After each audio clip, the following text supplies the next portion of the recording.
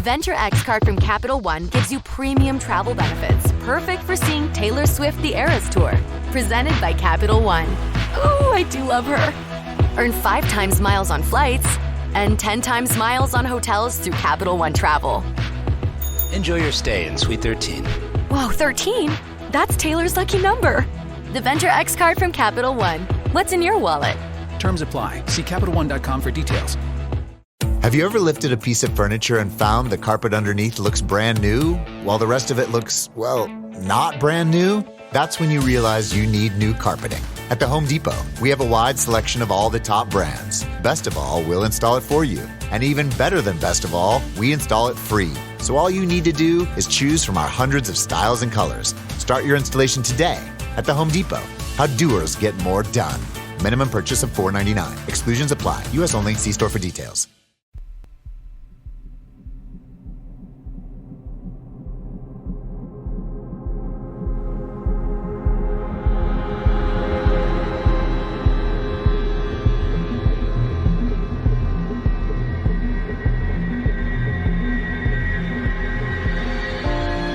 Hello and welcome to episode 26 of Real Life Ghost Stories. We are back again for another episode.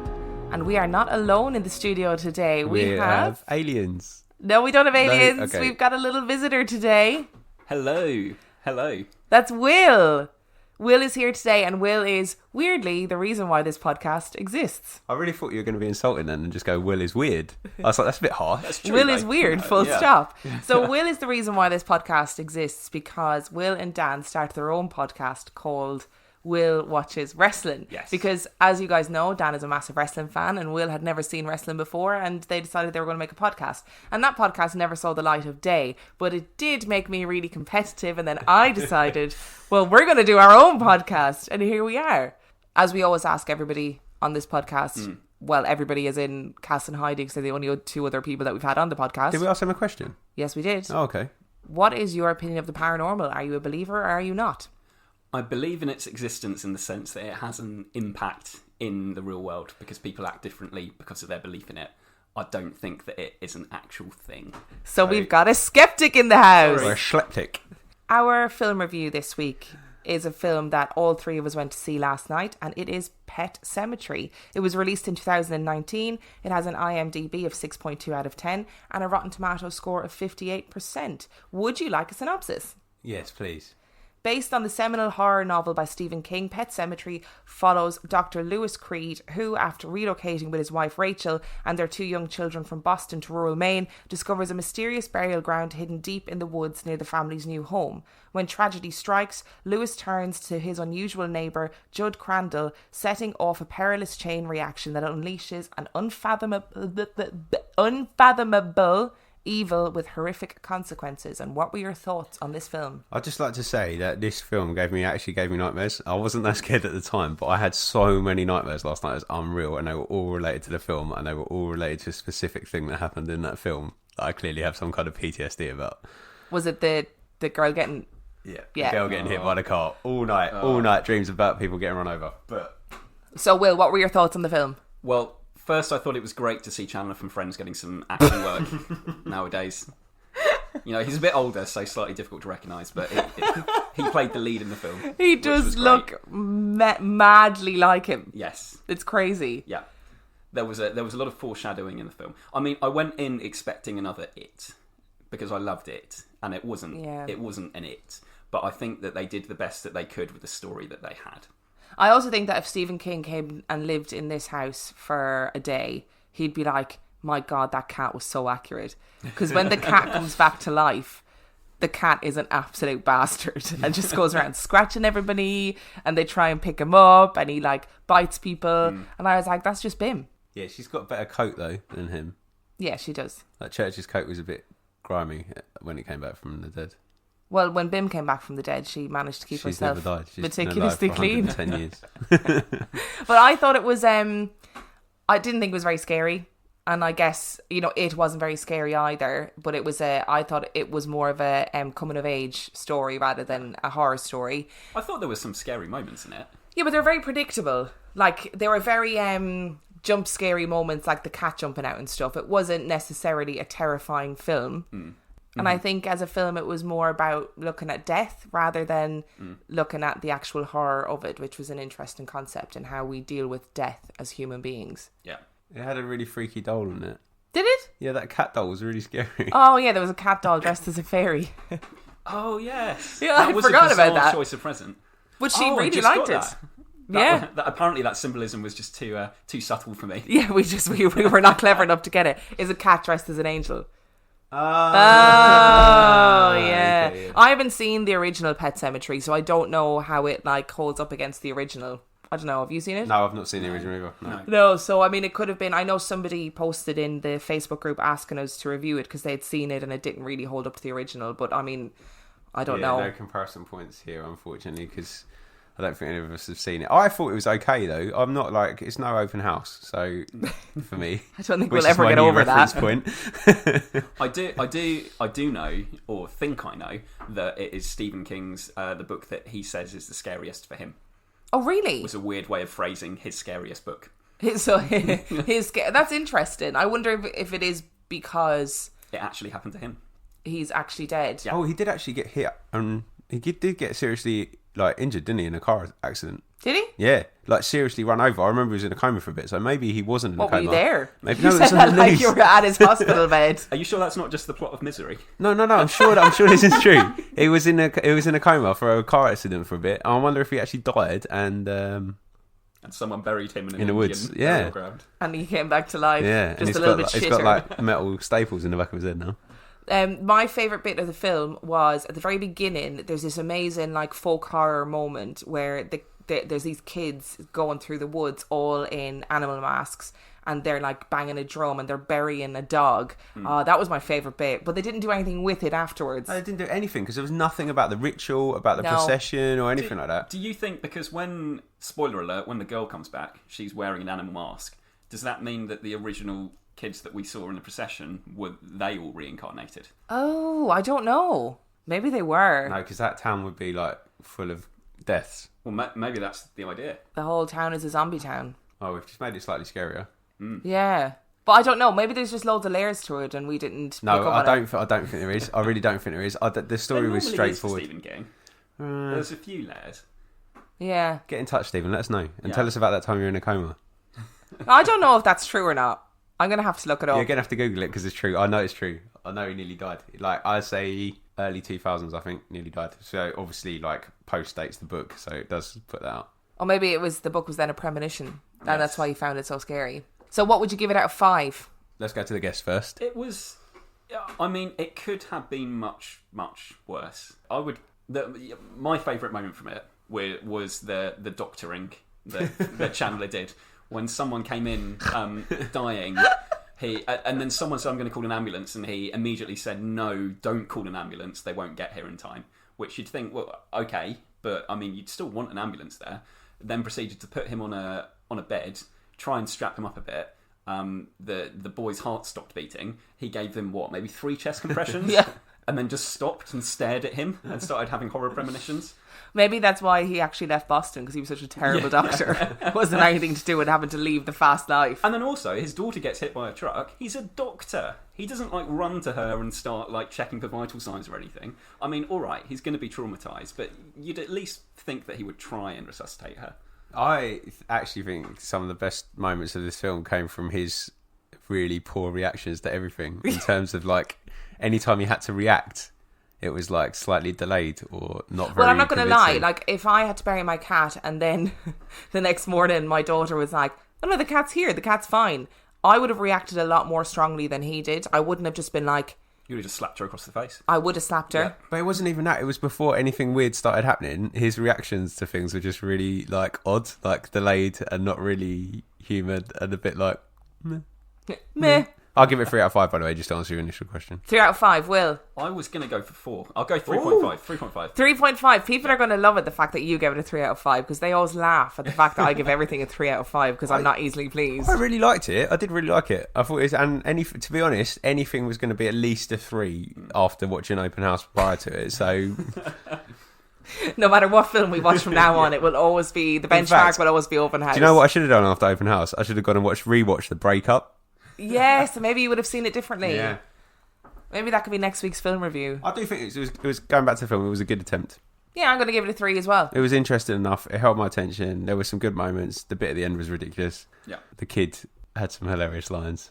I love you, Daddy. Yeah, she did. The last sequence was ridiculous, but then a lot of horror movies lose it in the last. I thought she was quite convincing as like a psycho though. Yeah, she was a good little actor. I read a review today where they said that she stole the show, basically, and I think she did. I think she was a very good little actor. I was actually talking about the little boy when I said the kid had some good lines and a lot of responsibility when when they're like, stay in the car, don't open it, and the kid literally is a baby. I don't think they quite made up their mind about how old that kid was or No. what he could do, because quite a lot of his lines were him facing away from the camera and saying with perfect diction things that no 2-year-old should be allowed to say. And it reminded me of, remember that film we watched ages ago where the kid was seeing all the dead people? Yes. And they put a load of responsibility on this kid's shoulders, and the kid literally couldn't even talk. they're like, tell me exactly everything the dead person said, and he said like 3 words the whole film. It's just ridiculous. So 3 out of 5 all around. If you were thinking of going to see Pet Sematary, 3.5. Thank you. So we're going to go for an average of 3. Yeah. If you are thinking of going to see it, I would suggest go and see it. It's got some cool little folk horror elements, and it's an interesting view on death. If only to try and encourage them to make more Stephen King modern day horror film. Can I make a request though to the Hollywood producers, because I know they listen? Yeah. Can they not remake Stand By Me, please? Because that film was great as it is. No, that never needs to be remade. That's a great film. American Giant is the leading manufacturer of American-made clothing. When you choose American Giant, you are saying yes to clothes made under the highest standards, ones that support sustainable jobs, living wages, safe working conditions, and use high-quality materials. Plus, they have a full range of timeless durable basics for men and women. Wear your values in the new year. Get 20% off with code NY23 at American-Giant.com. That's 20% off at American-Giant.com. Code NY23. So our story this week. How often do you guys go on the Underground? At least once a week. Will? A good couple of times a month. And how do you feel about the Underground? I personally hate it because I'm very anxious and I don't like the amount of people and I feel very claustrophobic and I'm like, oh my God, I can't get off if I want to get off. How do you guys feel about it? I love the Underground because I love London, but I hate it in the morning because there's too many people on it. And actually, some of the distances are quicker to walk than they are to get on the train, but nobody knows that. You might not love the Underground after this. I literally have to go on it this week. So can we just make sure that it's not too bad, please? Right, are you ready for this? No. Let's go. Every day, over 3 million people pass through the maze of the London Underground. Most of these people don't give a second thought to the intricate history of their surroundings. Within the tunnels of the London Underground, from its construction to the present day, there have been thousands of accidental deaths and suicides. Not only this, but the underground train system works its way through the skeletal remains of thousands of plague victims whose bodies were unceremoniously dumped in plague pits at the height of the rampant spread of the disease. The London Underground is the oldest underground network in the world, and with that title and the sheer number of disturbed souls comes a lot of real-life ghost stories. Hey, you see what I did there? Very clever. Each story presented today comes from people who have worked on the Tube and believe that their experience is unexplainable. The Tube is monitored 24 hours a day by CCTV cameras, which are always manned remotely. In the summer of 2000, the CCTV monitor noticed a man standing alone on a platform at Liverpool Street Station. The station was still and silent, and the CCTV operator believed that the man had missed the last train home and was unaware that the train had stopped running for the night. This type of incident in itself wasn't unusual. What was unusual was that it was 2 o'clock in the morning, and there were no contractors scheduled to be in the station. He phoned station worker Steve Coates and asked him to go and escort the man out of the station. The operator explained to Coates there was a man in white overalls standing in the eastbound tunnel, but when Coates arrived, there was no man to be seen. Coates checked all around the platform, looked into the tunnel itself, and made his way back to the escalator to call the operator and tell him that the coast was clear. The operator was notably confused by what Coates was reporting and implored him to check again. Again, Coates checked. He himself now confused about why he was having to repeat the action. There was nowhere to hide on the platform and there was definitely no one there. He again called the operator and verified the emptiness of the platform. The operator was panicked. He explained to Coates that he had watched Coates search the platform and the entire time the man in white overalls followed him. He was by his side each step of the way. Coates had never seen him, and asked the operator to check his equipment, thinking perhaps there was a glitch on the CCTV. There wasn't. The operator had requested that he go back a second time for that exact reason. Shaken, they ended the phone call, and as Coates turned to leave the station, he noticed a pair of white overalls neatly folded on the bench next to him. No one had passed him, no one had entered, and no one had left. Story number 1. So there's a naked man running around Liverpool Street Station, basically. Yeah, he just stripped really quickly, got his willy out, was running around. This sounds like a normal Friday night in London. So what do you think, paranormal or not? I think, I'm going to go paranormal, aren't I? You knew I was going to do that anyway. I've been very close to being on the last train in Liverpool Street Station before, and it's weird. It is a weird feeling when it gets to that point, because actually it's busy from the start of the day, and then it just towards the end it starts to really quieten down. So it must have been weird to see someone, because it's probably really empty normally at that time of night. I don't know where I'm going with this. I'm just saying it's empty. Yeah, well, I've actually never been in an underground station that was empty before, but I can imagine it's horrific. I imagine it's really scary and really eerie and really easy to get spooked.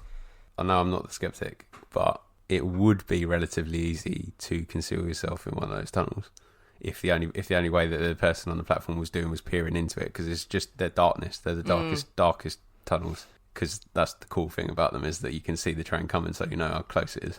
But other than that, it's black. So it wouldn't be too, like, if you were naked. I love the way this has progressed to just a naked man. It wouldn't be too difficult to hide, but then at some point you'd have to come out somewhere, so you'd see it. You couldn't just disappear in the tunnels forever, I don't think, unless you were...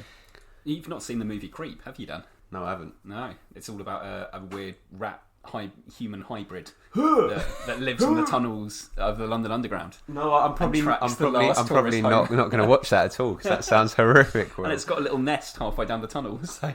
Maybe that's what it was, a little rat human hybrid in white overalls. But how do you explain then, like, I appreciate that there probably is places to hide in the underground. How do you explain the CCTV? So the guy literally watching this man beside him every step of the way. And it was a man. I got all this information from a documentary called Ghosts of the London Underground, because all of the other research that I did was all like the top 10 haunted stations in London, and they didn't have real people's stories. So this information all came from that documentary. A quick question, which yes. will probably only make sense to your British listeners. Was this a Channel 5 documentary? No, I don't think it was. I'll have to look it up. I'm not sure. Channel 5 is... Channel 5. Channel 5 is like... Imagine if PBS was a for-profit station, and the kind of things that they'd have to do to get people to watch. It's that kind of thing, really. Mm. It's like when the National History... Is it National History that does Shark Week? Yes. I fucking love Shark Week. History Channel, yeah. Shark Week's so good, though. Yeah. Are you ready for another one? No, I don't think we've... Yeah. You ready? Yeah. I mean, aliens would be the obvious answer to what caused that last one. Will, you can get the fuck out. If this is what you're going to start, you're not welcome back on this podcast. I actually want it on record that I do think it was ghosts, by the way. I don't think there was a naked person there. I just wanted to explore that opportunity. Can I ask, if this was on a documentary, presumably they had the CCTV footage? Okay, Will, we're going to move on to the next story. Next story. Bank Station is one of the oldest stations in the Underground network. Andy Harkin had worked for the London Underground for over 30 years. In 1982, he was locking up Bank Station and was getting ready to leave. The station has 4 lifts, which needed to be checked nightly before being shut down to ensure that nobody was in the lift. Harkin had checked the final lift, shut it down, and had turned to make his way to the ticket office when it happened. 3 loud knocks came from inside the lift. He knew there was no one in there, and he knew that the lifts had been shut down. As he made his way across the main hall of the station, he heard the slamming shut of the doors in the surrounding offices. Bank Station Ticket Hall is located on the site of a crypt that was excavated, and the bodies exhumed and removed to make way for the building. So the apparition there was 3 knocks? Yes. Okay, so I work in a lot of buildings in Kent and London that have lift shafts, and they're continuously making noises that they shouldn't be making. I'm not entirely convinced by this one, although the bank station, the historical location of Bank Station is fact. It's only built because rich bankers are lazy, because actually it's like super close to Liverpool Street and they don't really need a station there. But yeah, I think this is probably explainable. Thoughts, Will? I'm sorry, I don't really see what the phenomenon is here, apart from a lift creaking. 3 knocks is not a lift creaking. Well, it's not the same thing. What has been reported as 3 knocks is, and this idea of it being like on a burial ground. I mean, everything is on a burial ground of dinosaurs. Native American burial ground. He has got a point, actually. We haven't dealt with the possibility of Velociraptor ghosts. Shut up. I think that's something we should be talking about. No, we shouldn't. Right, people on this podcast don't know that obviously I'm terrified of aliens, but dinosaurs are my other kryptonite. I cannot deal with velociraptors, and I regularly have velociraptor nightmares, and it really freaks me out. Can I patent the name Velocispectors right now? That's good. Ooh, I like it. That is good. That's a film that me and Dan are going to make, especially for you. It's like my worst nightmare. Just to calm you down, so you don't worry, there is no recorded archaeological findings of velociraptors in the UK. Thank you. I feel really calm now. So it might be a ghost iguanodon, and they're not really scary. They're friendly. They're the ones with the thumbs. And they do little thumbs up. That's what they do. I have heard lifts this week making knocking sounds. It's just old lift shafts do that kind of thing. I'm going to have to... I do agree with you. Particularly if they're in a poor state of repair. I agree with you on this Sorry, mate. I'm sure there are hauntings in bank statements. There's hauntings my bank statement is definitely haunted. Keeps disappearing. All that ghost money, where's it gone? No, there's definitely hauntings in Bank Station, I'd imagine, but that's a poor example of one. Sorry. Oh, right. Well, thanks Sorry. very much. Yeah. Well, you can tell whatever that man's name was, Andy Harkin, that his story was poor, but he was frightened, okay? Hey, if he got paid money to tell it, then good on him. You ready for your next one? Yes. Even though the underground is visited by over 1 billion passengers each year, there are a number of places that passengers never go. One of these places is the Kennington Loop, a loop built into the tracks which allows for the trains to be turned around. The passengers exit the train at Kennington, and then the train is sent into the loop in order for it to turn around. This process can sometimes take up to 20 minutes. Bob Kerr was working on the Northern Line and was a frequent visitor to the Kennington Loop. 25 years ago, he was diverted to Kennington Loop. As usual, he dropped his passengers at Kennington Station and entered the loop to wait for their signal to turn the train around. He was awaiting his signal when he heard the door of the furthest carriage open and close. There was a slight pause, and then the door of the next carriage slid open. A pause, and then the clunk of the next door, and so on. The sound of the clunk and the grind of the opening doors got closer and closer, and then... nothing. Kerr searched the train and found nothing, but he believes that he was visited by the ghost of a passenger who attempted to board the train between 2 carriages and was dragged into the loop and killed. And what's interesting about this story is that it's been reported numerous times by numerous different drivers over the years. You can go first. How is that the leap? How is my doors are opening and closing? How do you go straight to, must have been visited by the ghost of that passenger that got dragged under there? How do you not? Well, how is that not your first leap? Well, have you listened to this podcast, sorry. Will? I think aliens. Or velocispectors, obviously. What do you think, Dan? Oh, it's obviously a ghost. Can I just say something? It might be a little bit disrespectful to the person that this happened to, but you have to be really stupid to try and board an underground train in between carriages. There's literally no door there. Yeah, but this is underground commuters. You must have seen commuters do silly things. They're reading their newspapers, they're looking at their phones. And they're always running. Yes. For the train. And I'm like, there's literally going to be another one in 5 minutes. Like, you are not, unless you are late every morning, in which case get up earlier, but you're not going to lose your job over 5 minutes. I'm sorry. But that's the entertainment on the underground, watching people in business suits running for a door that you can see closing. That is very true. I sometimes think they've just hired them, TFL.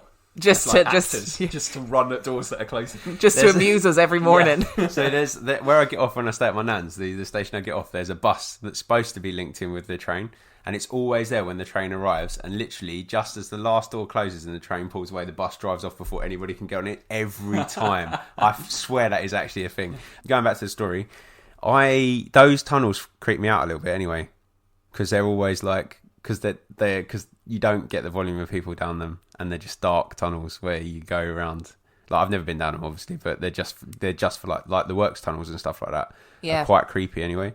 And like a lot of them were bored out in Victorian times as well, and I'm convinced like the Victorians are responsible for most of our ghosts. Well, they're always Victorian, aren't they? Always Victorian ghosts. One day we'll get our shell suit ghost, and they're always wearing clothes. Since when do clothes have spirits? Why are you two so obsessed with naked ghosts? It's just asking. Like, I just think as well, if you're If I was in a tunnel in the darkness underground and I was very aware that I'm on my own on this train, I'm like whatever amount of feet under the ground, just waiting. I know there's nowhere to go. I can't get off. My brain would immediately be like, that's it. I'm going to fucking die. I'm going to fucking die. This is it. And any noise, I'd be like, well, I'm haunted now. This is the end. So I think that actually that probably has a lot more to do with it rather than it actually being a haunting, that you are under the ground completely on your own. With the greatest respect, I think you're wrong. All right. There's always somewhere to get off, Emma. That wasn't where I was going, but that was a great punchline. I did see you giggling when I said that, and I was like, I don't know what I've said that's funny, but I know I'm going to hear about it. There are over 400 escalators and lifts in operation at any one time in the underground network. I think very few of them are in operation, actually, if you visited. Can you let me finish? Sorry. Isn't that your sister's job? No, that's someone else. Yeah. I was speaking. No, I mean, my sister does work for Network Rail. Yeah, but she doesn't. I was speaking to someone else. Don't worry. That is their job is responsibility for the escalators at London Underground. Barry Oakley was working the night shift. What's his name? Barry Oakley. Barry Oakley. Oh. He's like karaoke, like Barry Oakley. That famed London busker. Oh god! Sorry, Baz. I thought this episode was going to really freak you out, and here you are. We're strong making when we're me together. laugh. It's okay. Right. Barry Oakley, not to be confused with that famous busker Barry Oakley, was working the night.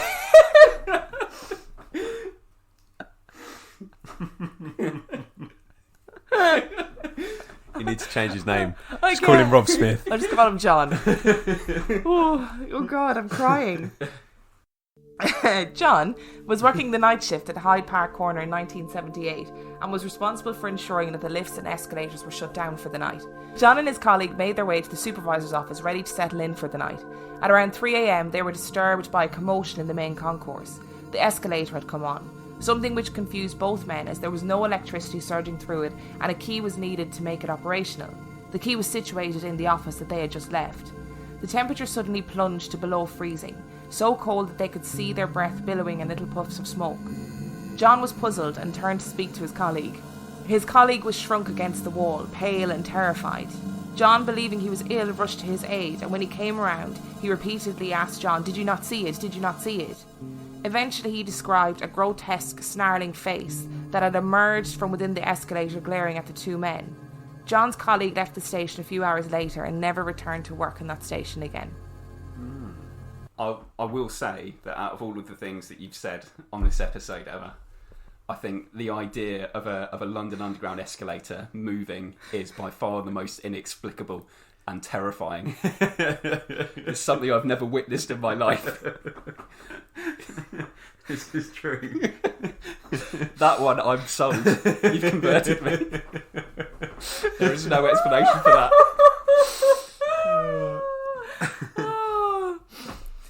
I also think that his colleague was mental, by the way. That's my explanation for that. I don't think anything wrong happened. Why is demonic escalators not something that you can fathom? Demonic escalators. That well-known phenomenon. They've got the most teeth out of any bit of machinery. I do always get really paranoid when I go down the escalator that I'm going to get sucked in at the end. What station was it at again? Hyde Park Corner. Yes, it was. Yeah, blatantly someone has died on those escalators. I think when you're dealing with the underground, like, you're going to have to just accept the fact that there were plague pits all over London, and there's always going to have been people that died. And loads of people died in the construction of the underground anyway, because it wasn't, there was no health and safety back then. It was like throwing people down into a pit with a pickaxe. That's how they dug the holes. They just threw people against it. Repeatedly. But, right, so if we're working on the premise that it takes a lot of energy for spirits to apparate, I can already feel Will pulling faces. No argument here. Okay. Absolutely. He was completely deadpan. Why would you waste all that energy on turning an escalator on? How else are you going to get them out of the office? Like, luring them out. I'd appear as a person and shout. Shout what? Barry Oakley! What a shit name! The phrasing that you said, Emma, was something like the face appeared out of the escalator. Well, listen, I had to kind of embellish that a little bit because in the documentary they just talked about a face and then there was no explanation as to where the face appeared from. But I assumed because they were looking at the escalator that it must have been something to do with the escalator. That's far more understandable if it just apparated in front of the escalator or near the escalator rather than coming out of the escalator. All right, well, next time you can write it. So I'm just saying that this is clearly true. Actually, I'm just wondering, on a slightly sceptical note, this is in the 70s. Drugs? No, I'm just thinking, like, how new are escalators at this point? Is this new technology? Maybe they accidentally switched it on, they just didn't realise. And they were panicking. Yeah. Like, oh God, we never knew these stairs moved. That's what gave them the idea. The apparition moved the stairs, and they were like, that's a great idea, we should use some of those. It wasn't even an escalator, it was just stairs being moved by a ghost. And they're like, hang on a second. I've got it. Do you know, it'd be really great if we made these all the time and then made them not work. This one actually genuinely freaked me out. I've been freaked out by all of them. Because it kind of weirdly reminds me of my story from episode 1. And when I listened to it earlier, I was like, oh, I don't like this. In 1992, Tarek Rana was working the late shift in Beacon Tree Station. He was about to leave to go home and was finishing up some paperwork in the office. He heard the door rattle and ignored it, believing that there was a train coming. The door then rattled again, and continued to rattle, but no train came. Rana was curious and went to investigate what the potential cause of this rattling was, while checking in with another member of staff. While he was walking to the other office, he became increasingly aware of someone walking closely behind him. He turned and saw what he described as a woman with long blonde hair, a white dress and no face. Where her facial features should have been, there was nothing, just blank.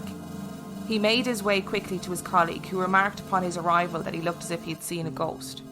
Rana admitted that he believed he had actually seen a ghost, to which his colleague responded, was it the woman in the white dress with no face? Thoughts? White dress again. Always a white dress. Always. Well, there is a limited colour scheme in the afterlife. We've discussed this before. That's where I was going. It just reminded me of that footage from that Manchester hotel, Manchester office block with the handle going. Oh, yeah, I don't like that footage. It freaks me out. I think this is, obviously it's a haunting because it's 100% true. I reckon if someone said to me, if you were a skeptic like my friend here, over here. Nobody can see you. Over here. Motioning to Will. He's talking about Will, by the way. And you were wanting to play like a prank on someone that thought they'd seen a ghost, and someone said, oh, I think I have seen a ghost. Saying woman in a white dress, probably 90% of you are going to be like, yeah, actually it was. Yeah, that's true. Not like... But I think woman in a white dress with no face is oddly specific. Why? When these people see these ghosts, why is their first reaction not to go, oh, I'm sorry, I didn't see you there, are you okay? Well, do you remember that was Cass's reaction when she saw a ghost? Her first reaction was to go, oh, sorry, are you okay? Are you locked in? So she didn't freak out and run around with her hands over her head like Dan would. I'd just crumple to the floor and start wailing, and then it would turn out to be an actual customer trapped in the station. And they'd be like, I just want to get out. Like, are you okay? Dan will run around the corner screaming, and a TfL employee will see him, and he'll turn to his mate and go, did you see a ghost? Yeah, it was the man screaming with his hands above his head. His extraordinary long arms. I'm the screaming man. I do think though that a lot of ghost sightings actually most likely are people who have real people who have been in a weird situation. They've seen somebody coming and looking at them weirdly, so they're like, I'm fucking getting out of here, so they disappear. I wonder how many reported ghost sightings happen on Halloween where it's like, yeah, I saw this, he had really grey skin, looks kind of like a zombie. It's really weird. Yeah, that's true. He was dressed as a slutty cat.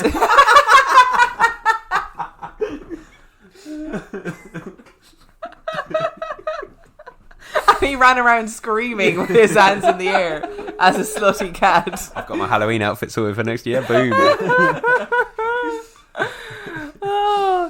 There's in the next story that I have, somebody appears in this story who we've actually spoken about in great detail. We're going to have to play Spot That Paranormal Investigator. Zach Bagans? No. Oh. No. So I know you got really excited there, but no. No, but I kind of wish it was now, because that would be funny, but no, it isn't. Are there any more paranormal? That's it? Yes, you'll know the name when I say it. There are many features that can explain a lot of these experiences, infrasound being one of them, but sometimes things happen that aren't as easy to understand. In 1983, a woman took a photo on the London Underground that baffled the world of science and continues to baffle to this day. This photo was taken on the Bakerloo line and ended up in the hands of none other than Maurice Grosse. Oh, of the Enfield haunting fame. Yeah. Karen Collette took the photo in a carriage on the Bakerloo line while showing her family around London. When Collette had the photos developed, she noticed something that shocked her. In the picture, in the carriage, in the London Underground, in the window, is a man sitting in an electric chair. The photo was examined by Robert Kopp, photography expert, and he established that the photo was not in any way hoaxed or manipulated. Upon examination, Maurice Grosse realised that the image was of Bruno Hauptmann, a child kidnapper and murderer who was put to death in the electric chair. The image that appeared on the camera was the exact waxwork that existed of him in Madame Tussauds. Many believe that it's a poster. However, Madame Tussauds confirmed that an image of Hauptmann has never been used in any promotional material, flyers or posters. In later years, Collette accompanied a friend to see a medium. She waited for her friend outside, having no interest in the world of mediumship. At the end of the reading, the medium came outside, looked at her and said, "I have a message for you." He went on to say that the message came from the man who was dying in the photo, and that he said he didn't do it, but that he had done other bad things. Her friend claimed she had never mentioned Collette in her reading. Oh, the man's surname is Collette. No, the girl who took the photo. So she waited for her friend outside, and her friend said, "I never spoke about you in the reading." So she never said, "Oh, but my friend is outside there," and she took a photo, and it was really weird.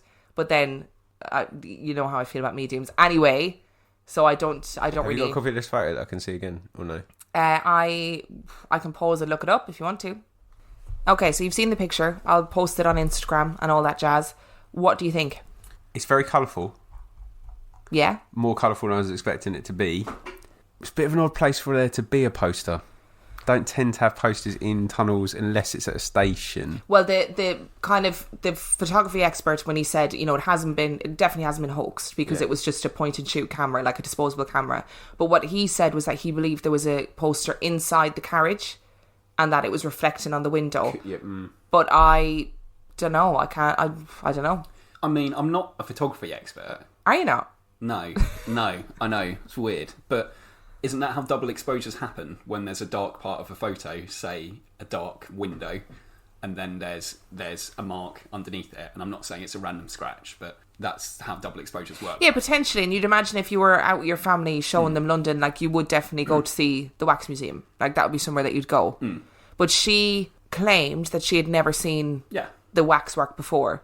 And when Maurice Grosse said to her, "I know what this is," she went to the waxwork and she was like, "Holy shit, this is the same thing. This is exactly what I saw." So the lightning's quite interesting. It's the kind of special effect that you would put on a poster. Yeah, it is. To be like, come and see. Oh, look, it's the electric chair man. Yeah. The electric chair man, like a superhero, but the worst superhero ever. But I'm still like, I still think Mr. Grosse, my favourite friend. It's not his name, is it? It's Green. It's gross. Oh, you said this. You did this in the whole Enfield Photographs episode. You were like, "Mr. Green," and I was like, "Who?" My friend Mr. Grosse. Yeah. I still think he's jumping to conclusions though, because like of that era, a man wearing brown slacks and white shirt and getting electrocuted in an electric chair could be anybody. Because that's what happened to everybody in that era. No, but that's the kind of very common clothes for a bloke to be wearing in that era. So it doesn't, like, there's no indication that it's his face. Just to clarify, you're sceptical about the fact that it's him, but you're completely on board with the fact that it is a phantom getting electrocuted. Of course. Right. Just so, thank you for clarifying that, because I was confused. Was the electric chair a common thing in England? I really don't think it was. Was it? That was their Saturday night entertainment. Oh, I see. Still is in some parts. Actually, that would be an interesting thing to look up, because the last person that was executed in the UK was by hanging. Yeah, that was in the 60s. And I think hanging was more common. Electric chair is a very American thing. I don't think it was used in the UK at all. It must be for that guy for Morris to tell you who it is. It's not like an American guy's gone all the way over to but he knew Morris who it was. Isn't going to lie about this, Emma. But Morris knew who it was from Madame Tussauds, not from seeing the picture and going, "Fuck yeah, that's the guy that got executed by the electric chair." Right, we need more research on this. We need to come back to this. This can be a whole episode. Can I say not. I don't really want to do anything that has Maurice Grosse linked to it, because he's obviously easily persuaded that everything is paranormal. Well, that sounds familiar. I know. Weird, right? I wonder who that sounds like. I take slight objection at the wording of something that was in that little preamble there.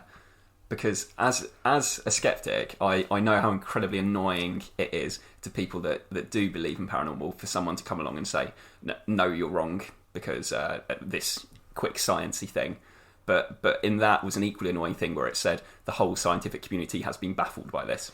Yeah, okay, well, sorry. Well, I'm just saying, like, what are you saying? One person had a look at it, and then all of science went, yep, we agree with that. The entirety of science. science. In front of Dr. Hawkins. He did actually look at it. And Who's Dr. Hawkins? Stephen Hawkins, right? Stephen Hawking. Stevie H. Hawking. Was he Hawking, or we did this? We did. Hawkins. Was it Yeah, was he an Hawkins. S on the end? Hawkins, Oh, thank you. sorry. I think you'll find that he looked at this and he actually said it's got to be a ghost. And he I actually retract- represented the entirety of the scientific I retract community. my statement then. He did some sums and proved that this was actually a ghost. There. Yeah. I so see. therefore, the entire scientific community is baffled. Oh, wow. I stand corrected. Well, listen, Will, you're just going to have to embrace the fact that I've taken some poetic license for this one, okay? Can we just talk about it a little bit more before we move on? Yeah. So we need to know, firstly, whether this guy is actually British and whether this happened in Britain, Okay. because that would. Can ghosts like fly over the ocean? But I feel like you're not really like that's a lot of effort. Yeah, probably no. I don't know. Do you think they have special ghost ships? That's what ghost ships are. They're ghosts emigrating from one continent to another. That's just blown my mind. That's probably true. They have their own public transport system. They don't need to haunt the underground. Or maybe they do. Maybe they do need to haunt the underground just to get around. Yeah. Like, maybe they can't just fucking apparate from one place to the other. It's not like Harry Potter. Maybe they genuinely have to travel places. He's been on a really long trip then from America. It seems like a bit of a pointless trip just to tell someone that to sell someone's friend that took a photo of him that he's innocent. But I don't think he made the trip for that reason. I think that him being captured on a photo was just a fucking happy coincidence, and he was actually going to see his own waxwork and being like, they did not get me right. Oh, maybe he's going to sign it, like do a ghost signature so it's worth more money. Maybe. Do ghosts take holidays? I would imagine, yeah. I'd imagine haunting people takes a lot out of you, and you'd need about 2 weeks off in the sun a year. Maybe it was just a day out for him. Maybe. We just happened to be caught. Bad luck. Yeah. I also feel that if you were a ghost and you were executed, that's probably not the pose you'd be seen in, unless they were actually going through the place where he was executed. Like, No. You appear in what was the most traumatic moment of your life because that's when the most ethereal energy was created. okay, fair I'm play. sorry, I thought you were a skeptic. But I can't be a skeptic without first studying what it is that people... Right. I'm not see. just going, I don't believe in ghosts, but I don't know what ghosts are or are supposed to be. But I have no reasoning behind it. Okay, I respect that. I get that, right? So, like, if you've been beheaded, yeah, that's why you see headless ghosts, right? They're still walking around. If you've been electrocuted, they are still walking around, aren't they? Yeah, yeah. So, but if you've been electrocuted and your ghostly form is in an electric chair, it must be so awkward to get about. Like, imagine that journey from America. He's got to get onto the ship. That means not only do clothes have spirits, but also furniture has spirits. Well, there are a lot of people who believe that furniture, gets imprinted by traumatic experiences. That energy gets imprinted onto furniture. I've just imprinted all over your sofa. Oh, Will! Don't imprint on my sofa. But we're not talking about imprinted furniture. We're talking about ghost furniture here, because that chair was not in the underground. So the chair itself is also a ghost. Yeah, that's really annoying. It's kind of Beauty and the Beast vibes. Yeah, but they're not ghosts. Yeah, they're not ghosts, but I never said they were ghosts. I said it was Beauty and the Beast vibes. But this is a ghost. Yeah, I get that. You're so annoying. I hate this episode already. Are you ready for another story? Yes. Yeah, I liked that one. In Bank Monument Station, Cliff Archibald was checking the CCTV monitors in his office after the station had been emptied and closed. At 2 a.m, he noticed something strange. A little old woman, dressed all in black, was standing in the middle of a corridor. Archibald connected his radio and made his way to her in order to escort her from the station. When he reached her, she was still standing at the end of the corridor. He called to her. She looked up at him, turned, and moved into one of the side corridors. Archibald called after her and ran through the corridor in order to get to her. When he reached the corridor that she had walked into, she was nowhere to be seen. He ran to the end of the corridor. It was gated and padlocked, and there was nowhere else that she could have gone, but yet she had disappeared into thin air. Sarah Whitehead spent 25 years returning daily to the bank area, dressed in black, to mourn the death of her executed brother in 1811.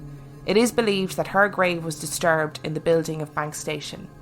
And she's apparently seen really regularly. Yeah, I've heard this story before. Yeah. And it's slightly different guys, but probably not from Cliff Archibald or whatever his name was. Why have all these people got such bizarre Amazing names? Cliff Archibald is a great name. That's his real name. Wow. I like Yeah. it. Good for him. I know, well done, Cliff. Is Cliff short for Clifton? Clifford. Clifford. Clifton. Clifton. Clifford. Might be Clifton. Well, if you're a Clifton and you're listening, can you please message in? Watch us get a load of messages now being like, my name is Clifton. That would be annoying. And then I'll be raising my eyebrows to you again. Was it Clifford the Big Red Dog? Yeah, Emma doesn't know about the big red dog, but yeah, it was. It wasn't an island thing, I don't think. Is that an American thing? No, well, it was probably American at some point, but it was over here Yep. for ages. Yeah, I'm too old for it, but I've seen it. It's a really big red dog. I gathered from Clifford the Big Red Dog. So now that we've explained that, And now we've explained that phenomenon, we can move on. This is a definite haunting, though. This is a haunting because I've seen loads of responses about this, about the same woman in the same corridor, and it's actually factually proved that this woman... Oh, she did exist? Right, yeah, and her brother was... It's been actually factually proved, has it? No, the woman that actually... Is that a double negative? No. It's like a double positive. Actually, factually. If I was marking one of my psychology essays on my students, I would say it has been strongly suggested, hasn't been proven. It's... No, but I'm sure there's like historical records that this guy she existed. Was, and he was executed. That is true. But this story, the guy, so Clifford Archibald, great name, when he was telling this story in the documentary, he was like, I just want to put it out there that I don't believe in ghosts. I still don't believe in ghosts. I have no interest in the paranormal. So I want to put out a missing persons for this little old lady that's been... So he was like, so this little old lady is still in that tunnel somewhere. But he was like, the reason why I'm telling you this is just because I can't explain it and I don't know where she went. And it will stay with me until I die because I just don't understand it. So the door at the end of the tunnel, or the end of the corridor, was gated, right? It was, when they have the spiral staircase and they gate the bottom of them and so they're padlocked. What if she was really emaciated? Really skinny. Yeah, and she just went... Oh, do you remember that episode of The X-Files? Oh, where the guy is like jelly-ish. I've only seen what we saw on Netflix in Canada of The X-Files. That's all yeah, I've seen. But it was one of the episodes we watched where he was like jelly-ish and he could slip into slip into little holes. Always a place for him to get off. This is shocking. Stop it. Yeah, I think this is actually a true thing. There's I've read. I know that like eyewitness accounts don't mean that it's true necessarily, but there are lots of accounts of this woman being in the same place, which could just be reinforced by hearsay, I guess. But then little old women kind of have a tendency to look very similar. Like I saw a load of ageist. It is ageist, and also, I will. There was nothing in that description about a blue rinse, so that's. But listen, like last week, I saw quite a number of little old women. At one point, I thought it was the same little old woman that kept coming back because they were all wearing purple and they all looked really similar. So you kept telling them to piss off. I was like, why do you keep leaving and coming back? Do you know? And I couldn't really figure it out. And then I realised they were actually different old women. So it might just be that it's different old women. Or you're not very observant. Or I'm just not very observant. But I don't think, if I was in his situation, I don't think I'd think it was a ghost. I don't think I'd be the thing is with me is that it's a very clear description of this woman in that she's wearing black. Old women, stereotype, don't tend to just walk around wearing black these days. It's not a very common thing. Most old women have like Marks and Spencer's shawls on. I don't know where I'm going with that. If you're an old woman and you wear black, can you please write into us and let us know? And I mean, if it was like an old woman wearing like an Iron Maiden t-shirt, a black Iron Maiden t-shirt or something like that, then maybe. I just don't think it's very of the age. Fair enough. Will, what do you think? It's now a time to talk about infrasound. Can we talk about infrasound at the end? Yes. When we've been through all the stories, because actually infrasound is really interesting, and I didn't know about it until today. Is that the same as unsound, as the unsound from black tapes? No, the unsound is the thing which opens the demonic portal. So it's not the same thing? No. No. Infrasound is different. Well, so in a different way. Okay. I've got two more stories. Yes. No, you go for it. I think I'm just putting my chips on the table. Sounds an awful lot like an eyeball vibration to me. But we will talk about eyeball vibrations and infrasound in a few minutes. But I've got two more stories, and these two are my favourite stories of this whole thing. Paul Fisher was training in 1984 when he was asked to walk the track of the Northern Line. This required you to walk the tracks after the trains had stopped using a torch. During his walk, Fisher came to a wider part of a tunnel, and there was a man working on the line. This was not particularly unusual, as for the most part maintenance on the tube takes place at night. What was unusual, however, was the fact that this man was using an old-style Tilly lamp rather than a torch. Fisher looked at him and said, I'm surprised you're using one of those. I thought no one used them anymore. The man replied that he preferred it, and Fisher asked him what was the name of the part of the tunnel that they were in. The man replied, "This is South Island Place," and Fisher thanked him and went on his way. Upon reaching his destination, he called his supervisor to report that he'd finished walking the track and asked his supervisor why there was a man working alone in South Island Place. The supervisor was puzzled and stated that there was absolutely no reason as to why there would be someone in the tunnel, and therefore the tunnel had to be searched and all trains had to be cancelled for the morning until the search was completed. No one was found in the tunnel. Fisher was summoned before his superiors to explain himself, and he told them the story of what happened. They asked him what he knew of South Island Place, and he knew nothing of the place, being new to the job. In the 1950s, a maintenance worker was killed on the Northern Line while working on a compressor in South Island Place. He didn't hear the approaching train. The driver of the train that hit him reported that he had seen the man holding a Tilly lamp just before he hit him. That's a good story. I know, right? I liked that one. And this guy, Paul Fisher, was like one of worked his way up the ranks and is now like one of the heads of TfL. And he told this story and he was like, I don't care what you think of it, but this is what happened. That's good. It's a good story, isn't it? The London Underground has its own little lore anyway. Like stories of certain people that died in certain places and stuff like that. And actually in the 50s and stuff like that, it was probably pre-1980s really. It was still quite a reckless rail system. It's the wild west of the British railways. But I just love the fact that he did his job, reported the fact that he'd seen someone on the line. They followed the correct procedures, and then he was hauled in front of his superiors to explain himself as if he'd done something wrong. Well, he said that when he was hauled up, they were really they thought he was taking the piss. And that's why they were like, what do you know of whatever the place was called? I can't even find it. South Island Place. They were like, what do you know of South Island Place? And he was like, and he thought he was going to get fired. And he was like, I genuinely don't, that man just told me that's what it was called. And he said that he wanted to sound clever when he rang his superiors. So he was like, oh yeah, in South Island Place, there's a man there. And because the trains were shut down, there had to be a report as to why the trains were shut down, because they were shut down until about 8 o'clock in the morning, which meant that nobody could get the train to work. So it was all a big drama, and he felt like a massive twat. But he was like, but this is what happened and this is what I saw. And then it was his supervisors his superiors that were like, okay, well, you know, there's lots of ghost stories about South Island Place. And he was like, nope, absolutely no idea. But yeah, I thought that was a really interesting one.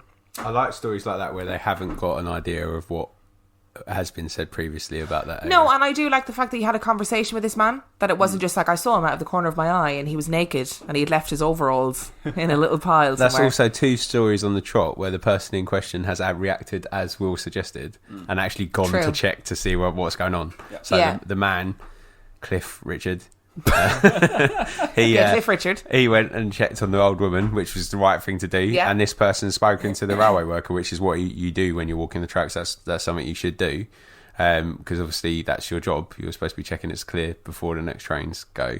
So that's good, right? Did you know that there's a job on the London Underground? I'm going to say this now, and it's going to make me laugh. But there's people who work on the London Underground called fluffers. Now, that's also, do you know what that is, Dan? Is it the same as flappers? No, Dan doesn't know what fluffers are. So on porn sets, there's also people called fluffers who keep people aroused in between scenes and whatever. But fluffers on the Underground have a very specific job, and their job is to collect hair from the tunnels. Because there's literally millions of people that go through every day, and obviously loads of your hair falls out on a daily basis, and their job is to go and collect all the hair off the line. Because it would interfere with the electronics. And then they make it into little voodoo dolls, and they hang them up inside the tunnels. I thought it was collected by the person-rat hybrids. Oh, maybe that's why they've been employed. Are you serious about the dolls in the tunnels? Yeah. No, I am serious. So if you go into the... I can't even keep a straight face. If you look really closely as the train goes, you can just kind of see them flashing past out the window. Yeah, and the little rat hybrid people scuttling along, scuttling up the walls. If you've never seen a mouse before in your life and you'd like to see one, I just recommend standing on the platform and any London Underground station. You will see one. They're so cute. Yeah, they are so cute. I've got a problem with mice. Rats? No, you said larger, bigger cousins. I'm not a fan of. Have you seen a king rat? Do you know what a king rat is? King rat is a genuine phenomenon. What it is it's loads of rats that all so nest together, that all of their tails have become tangled in a big knot. No, that's genuinely happens, yeah. They're called king rats. And it's like a big fucking ball of rats, basically. Imagine someone picking up a ball of rats and throwing it at you. Down, I can't imagine your anybody face. wanting to pick up a rat full stop, let alone... I would. Rats. They're cute. Sweet. They're so cute. Are you ready for the final story to change the subject away from rats and Depends whether balls there's of rats in the story. There's no rats in the story. John Graham was a station foreman working the night shift in Bethnal Green in 1981. Normal name. He had secured the station and went to the office to do some paperwork. There's a real theme of people doing paperwork in these stories. Do you know what that is, though? Because during the day, they've got other shit to do. Yeah, but also, if I was on TV, I wouldn't be like, so I went to the office and... Stealth wank. That's not where I was going, but okay. I'm not usually this rude. No, I would not say that on TV either. Right, this story gets really serious, so I'm going to have to rein it in a bit. You ready? He had secured the station and went to the office to do some paperwork. Suddenly, he heard the sound of children crying. He dismissed it at first as being his imagination. The crying became louder and louder and was soon accompanied by the sound of women screaming, people running and crying. The sound continued to become louder and louder until it was a cacophony of panic that went on for approximately 15 minutes. Graham left the office and went to the main concourse where he stayed for the remainder of the night. He refused to work in Bethnal Green at night after that. 173 people were crushed to death at Bethnal Green in the worst civilian disaster of the Second World War. The air raid siren had sounded, causing people to rush to the underground. In the rush, an anti-aircraft weapon had misfired, causing a panic. The majority of people crushed were women and children. There are so many stories that haunt the underground. Like the Bakerloo line ghost. Apparently if you travel the Bakerloo line at certain times, you can see the reflection of someone sitting next to you, even if the seat is empty. The screams of Anne Naylor, who was murdered, are heard around Farrington Station. The Train of the Dead, a train which supposedly transported bodies, is still heard travelling through abandoned tunnels. Over 600 bodies were exhumed and moved in the construction of the Jubilee line. Many of those were the bodies of monks from monasteries. There have been hundreds of sightings of monks on the Jubilee line in recent years, and the sightings of ghosts on the underground are only increasing. What are your thoughts? I know that Bethnal, so ghosts aside, that Bethnal Green story is horrific. One of the most terrifying civilian casualties in World War II. Yeah. Absolutely awful. Almost just traumatising, like horrific. But they were like... Loads of London Underground stations were used as bomb shelters because it made sense because they were already underground and relatively secure. And actually, that is not a story of a shelter being bombed, but actually just a unfortunate accident. Really, yeah, it was a complete mistake. Like there was no bombing. It was a misfire of an anti-aircraft missile. But that's just what happened. So that he could have experienced the residual. But that guy, this is awful, but the guy who told that story was literally the most boring man alive. And I listened to it and I was like, this is a great story, but oh my God. Seriously, this actually, like, how can you be so boring telling this story? But he, again, was another one who was like, I've never believed in ghosts, never saw a ghost, don't believe in anything like that. But he said, but something happened that night in that. Can I just throw out there? Yep. If I was ever if I ever saw a ghost... I was like, I'm not talking about little girls in hotels. I'm talking about like actual ghosts that I was 100% certain of. If some TV crew came to interview me, I would not go, yeah, I'm really scared of ghosts all the time. Yeah, I totally believe in them. I'd be like, yeah, I am. Yeah, I don't normally do And then they'd discover the podcast and be like, this man is clearly a liar.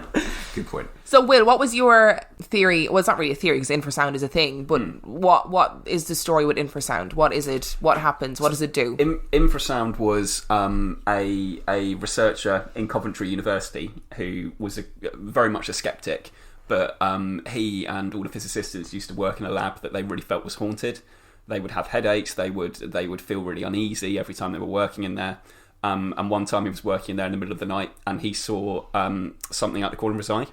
And when he turned around, the figure disappeared. But he was sceptic and he thought there's obviously something going on. Something has to be going on here, yeah. And the next day, and this is true, I swear, he was going to a fencing match. So he brought along his foil to tighten it. His fencing sword, and he put it in a clamp, in a vice in the middle of the room, and he noticed that it was vibrating, even though there was nothing going on around. So he thought, well, there's something moving in here without me being aware of it. So he and his team went through the whole office, and they found that there was a fan that had been incorrectly installed that was actually vibrating at a super low frequency. That you couldn't hear it because it was below the frequency that we are aware of as people.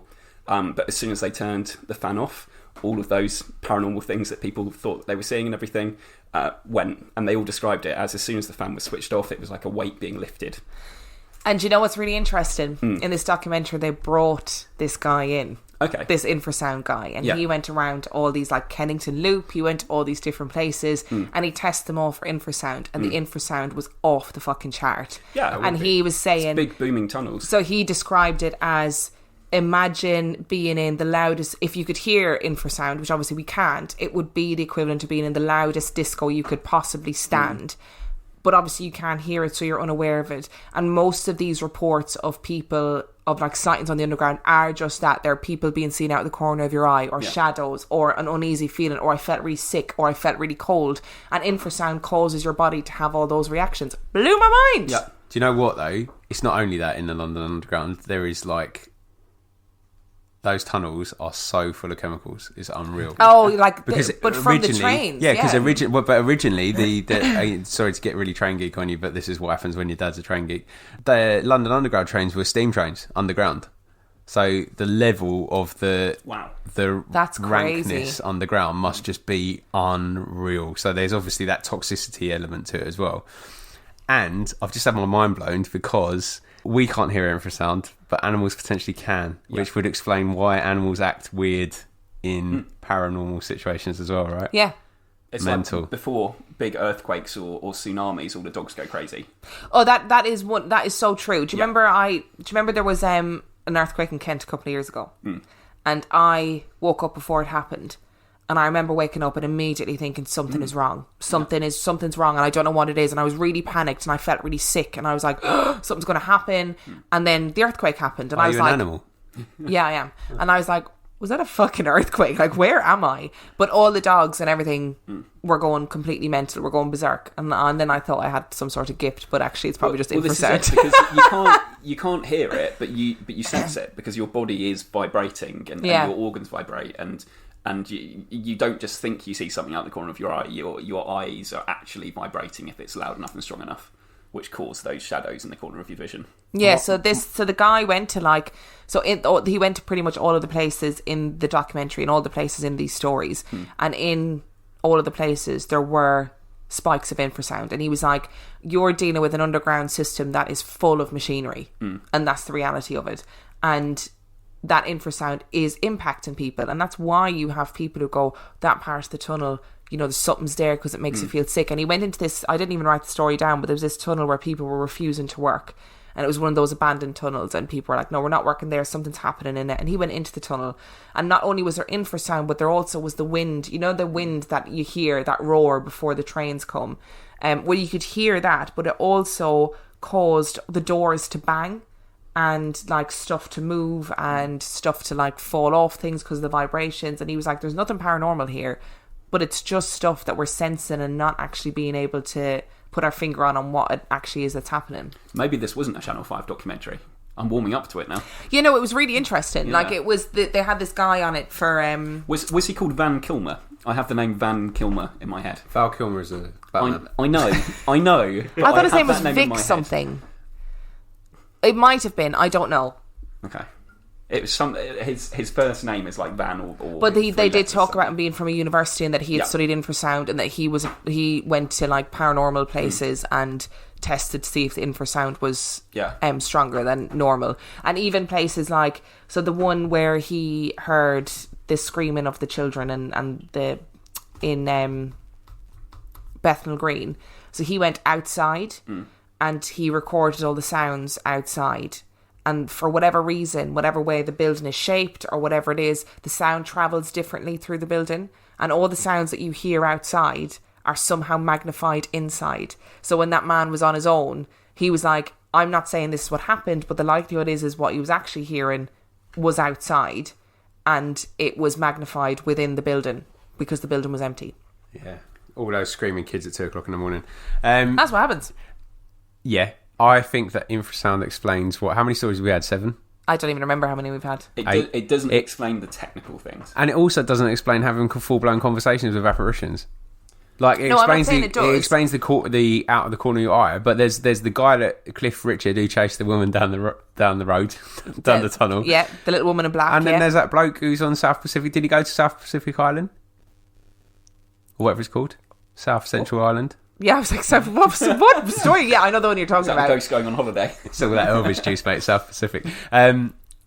That is actually a link. But he had a conversation with somebody that was, and he didn't think it was a ghost. He wasn't like... Yeah, but, I mean, what might have started as a conversation... You know, how many people have you walked past and gone, hi, you're right, and then you don't even kind of register their response, but you're just half aware that they've said something.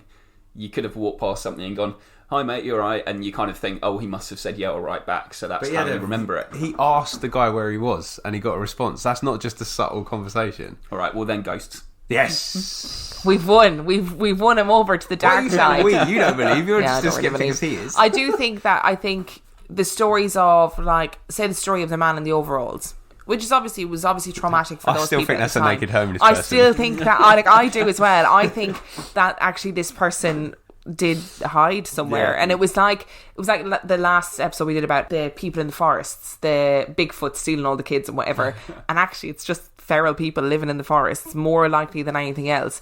But because it's that thing of, if when you don't have an explanation, you fill that void with what ifs. Well, what if it's paranormal? What if it was a ghost? And what if it was... And then suddenly that what if becomes real. That's it. That's exactly what happened. That's the reality of it. And that guy who had the conversation with the ghost in the tunnel, what I didn't tell you was that he actually couldn't remember the conversation that he had with the man. Oh. Boom! And he said, I don't remember what he said, but I think he said something like he preferred to use the lamp. So it wasn't... So how did he know where he was then? But he didn't. But that was... If you were saying in the very beginning, I don't remember the conversation I had with him, yeah, but he said... He also didn't know the tunnel. No, he didn't know the tunnel, but it might be that he... Saw it on a sign. Did know the tunnel, had that conversal with this man, and then went back... The tunnels aren't labelled.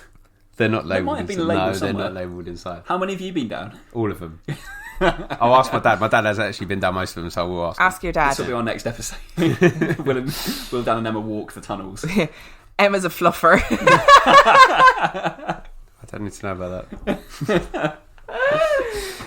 I love the underground, and I think it is incredibly creepy. And there's loads of unused parts of the underground. Why are you looking at me like that? Because we're an hour in already. Oh, it'll be cut short though, won't it? Well, I don't think it'll be good that much. Yeah, there's loads of stuff that I want to go down all the places that aren't used anymore. Like, I want to go to Aldwych. I want to go to the bit that Paul McCartney owns, where all the files are.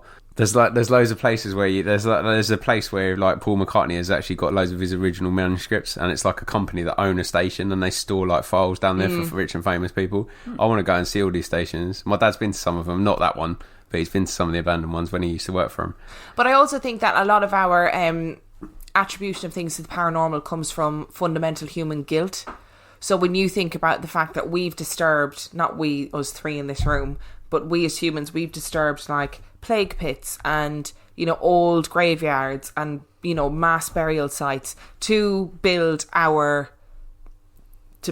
underground or whatever, and we do have a reverence for the dead. That's why we bury them. That's bollocks though, because the majority of people that use the underground don't have a passing, give a flying fuck. Yeah, but all of these stories came from people who work in the underground. So the only story that came from a passenger was the story of the photograph, but all the other stories came from people who work day in, day out in the underground. And you have to remember that if you're in that situation, there's going to be people going, "Did you hear that tunnel is haunted?" You know, there's that whole confirmation bias thing where somebody tells you that tunnel is haunted, then you go into that tunnel and something happens and you're like, that's it, haunted. So, I don't know. I think if there was ever going to be somewhere that was haunted, I would say, yeah, the underground probably would be. But I think a lot of these stories can be put down to infrasound and the effect that has on your body. It's a bit of an unfair panacea. I mean, it's like people who believe in ghosts saying that was a ghost and you can't unprove it. You know, this is the skeptic version of that. It could have been infrasound and you can't unprove that. No. Because it doesn't just happen in tunnels. Like, it could be a window vibrating because it's been set slightly wrong, could cause infrasound to happen. It's anything below 20 hertz. So it could be anything, anywhere is infrasound. So thank you for joining us for the final episode of Real Life Ghost Stories. Obviously, ghosts Every are not true. episode It's just infrasound now. Every episode that comes up Sorry, from now guys. is just going to be like infrasound. Infrasound. Yeah, definitely infrasound. And we have 2 reviews. Do you want to hear them? Yes, I would love to hear them. Let's go. We have a review from Winchester 2017. Winchester, like the Winchester. Supernatural. Yeah, like the Yes! Winchester House. I hope that is a Hotel. Supernatural reference because Sam and Dean are Winchesters in Supernatural. Yeah.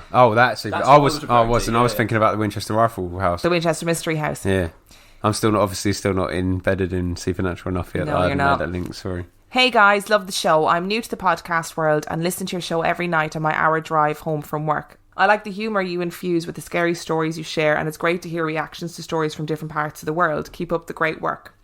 And our second one comes from Uppergirl25, who says, love your banter. We're only on episode 2 so far. Oh, episode 2 was shite as well. Move on from that one. And my fiance and I are loving your podcast. Your banter makes this show. We tried listening to several podcasts and they were all boring AF. You guys are so entertaining. I subscribed and I'm totally looking forward to binging all of your episodes. Well, thank you guys so much. Yeah, and both of those are talking about the banter and humour, and I think today is full blown Peak banter. Yeah. So, Will, thank you so much for joining us on the podcast Thank today. you very much for having me. Do you feel like you have been converted to the world of the paranormal? 100%. Oh, I fucking knew it. Yeah.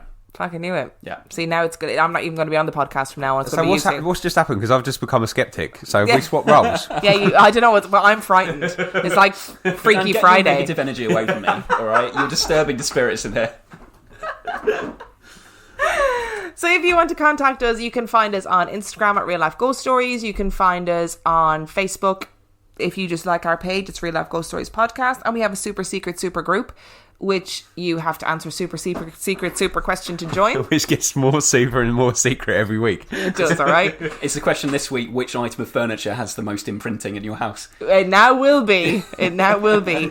And people on there are always posting like memes about the paranormal and funny stuff. And today, Lorraine Warren died. So rest in peace, Lorraine Warren. And somebody posted that in the group earlier.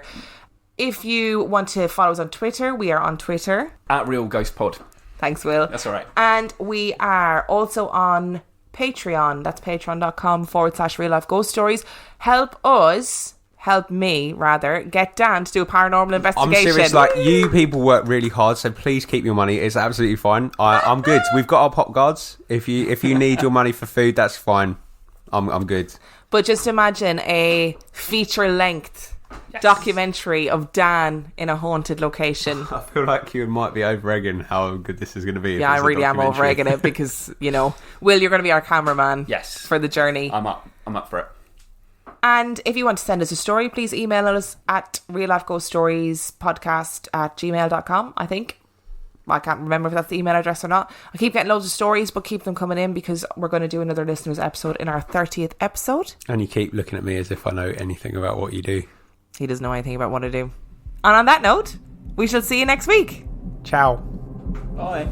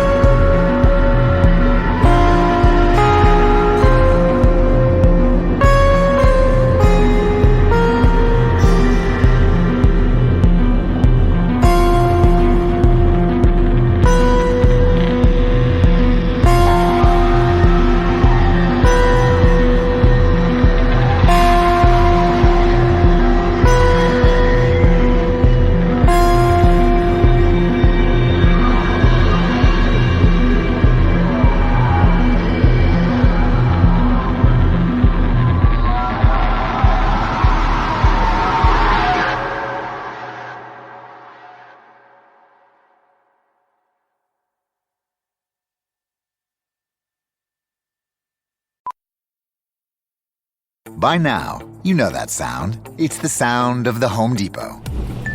But what about those sounds? Those are the sounds of an LG wash tower with ultra-large capacity, serving up a powerful yet gentle clean in just 29 minutes. Making this the sound of savings on the best appliance brands. The Home Depot. How doers get more done. Get up to 25% off the LG wash tower with ultra-large capacity and reduced wash time. Pricing valid January 5th through January 25th, 2023. Gas Dryer Extra. U.S. only. See store or online for details.